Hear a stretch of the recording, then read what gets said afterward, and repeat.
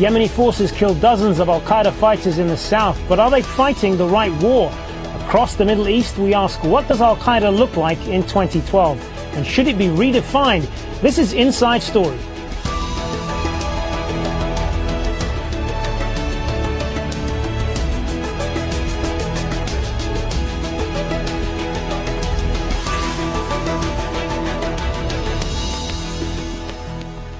Hello and welcome to the program. I'm Hazm Seeker. Well, Yemen's military, backed by US drones, has launched a major offensive in Abyan province in the south. It is aiming to recapture large parts of the province under the control of fighters affiliated with Al-Qaeda. We'll talk about what this fight means for Al-Qaeda and the forces battling to defeat them, as well as how much the group has evolved in the years since the 9/11 attacks of 2001. First, from Sana'a, Hashim Al-Barra reports.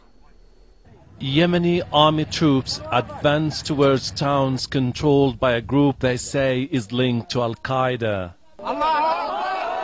These soldiers and pro-government tribal fighters say they are determined to uproot these fighters and affiliates from large areas of southern Yemen. Bodies of fighters from a group called Ansar al-Sharia lie on the battlefield. The army says defeating them is just a matter of time. We've conducted a major offensive in Abyan and we've killed many terrorists. We've also seized a huge quantity of weapons and ammunition and we've destroyed their vehicles. The fighting is raging in Abyan and Loda, a campaign supported by the United States and its armed drones.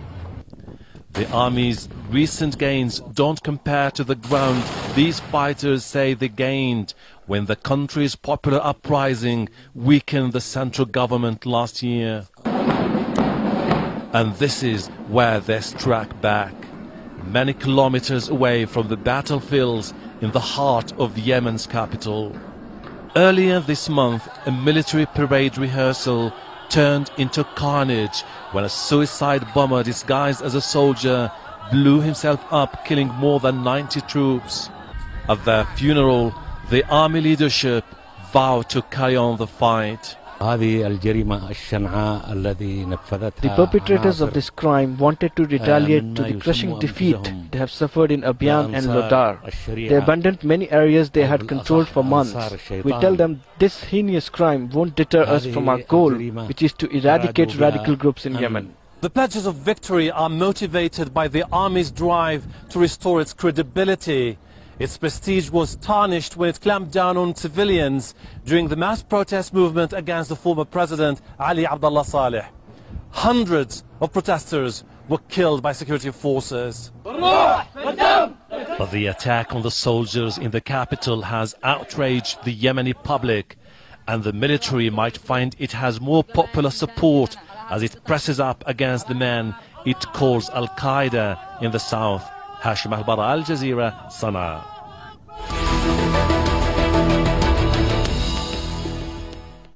So how different is Al-Qaeda now, and should it be redefined? Well, to help us answer this question and more, we're joined by our guests.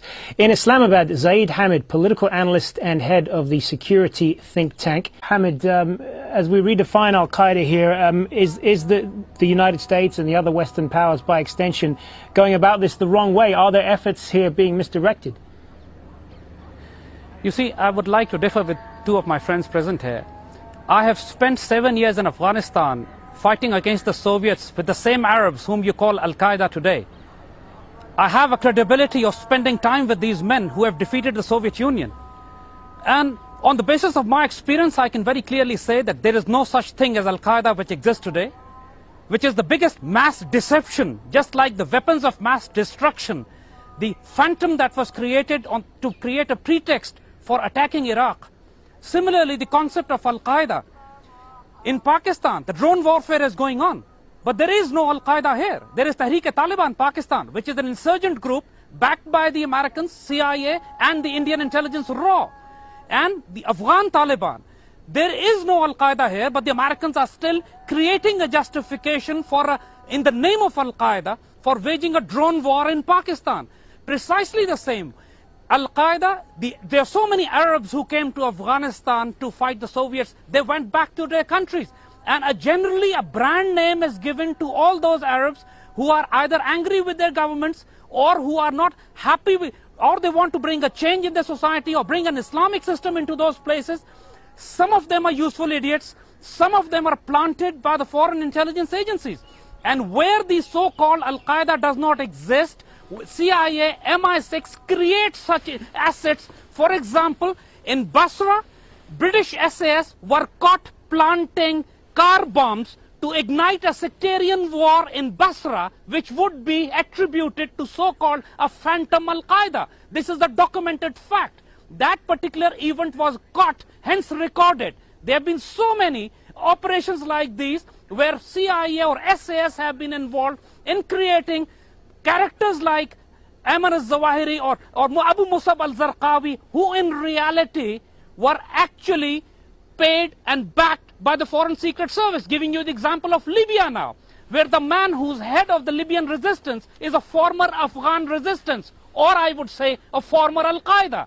So, and he has been backed by the NATO. I have seen the videos, I have seen the footage where the Arabs, where the Libyan resistance is slaughtering, actually beheading the Libyan troops, exactly in the same manner in which you call Al-Qaeda. But Al-Qaeda is an issue, and we're going to talk a little bit more about that now. The fact that you have to try and defeat the idea.